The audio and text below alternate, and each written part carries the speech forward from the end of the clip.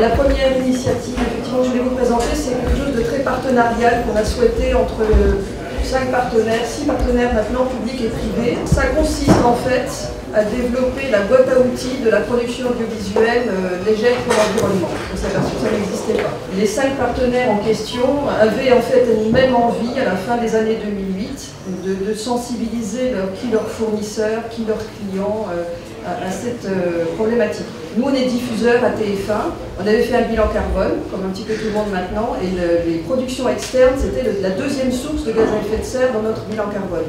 Donc qu'est-ce qu'on fait quand on a une source de gaz à effet de serre qui est totalement externe? On ne baisse pas les bras pour autant, il y a des choses à faire, et c'était la réponse. Et la commission du film, des 6 partenaires par exemple, avait lancé en 2007 une étude aussi sur l'impact des tournages, notamment dans les milieux naturels. Donc bref, avec la DRI, Audience, France 5 et l'ADEME, on s'est tous retrouvés autour de cette thématique et on a lancé officiellement le 28 avril de cette année, donc EcoProd.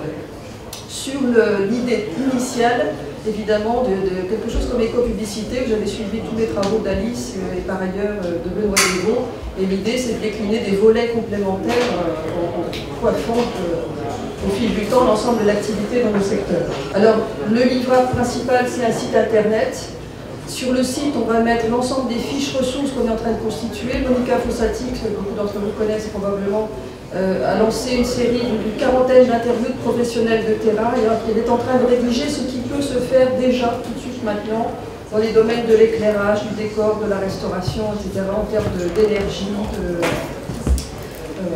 tout ce qui peut consister à alléger l'empreinte environnementale. Les autres actions, c'est des chantiers qu'on va lancer à partir de maintenant, mais des chantiers thématiques qui sont en quelque sorte, en ne se satisfaisant pas uniquement de l'état des lieux, qu'est-ce qu'on peut faire pour avoir des consommations d'énergie, par exemple diminuer de 20% dans 2 ans.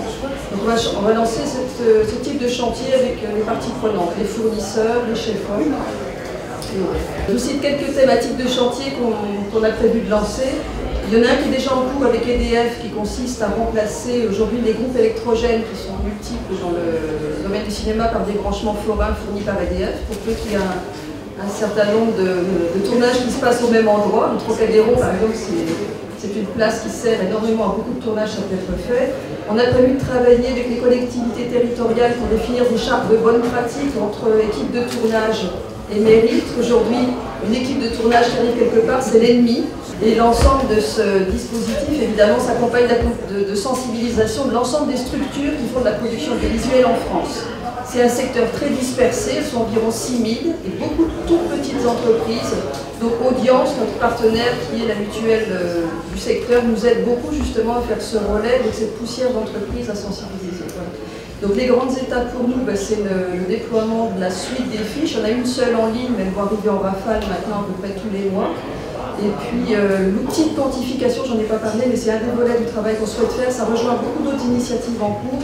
C'est l'idée d'une possibilité d'auto-évaluation du poids carbone d'une production audiovisuelle qu'on mettrait donc sur le même site à disposition des producteurs.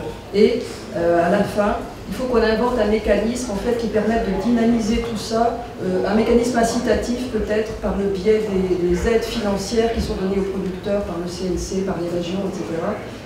La commission de l'Île-de-France qui dépend de la région est prête à jouer le jeu avec Corinne Ruffet, sa tête, le groupe des Lumières, que vous connaissez peut-être. Alors on veut compléter le dispositif en trouvant la dynamique et la logique complète de l'exercice.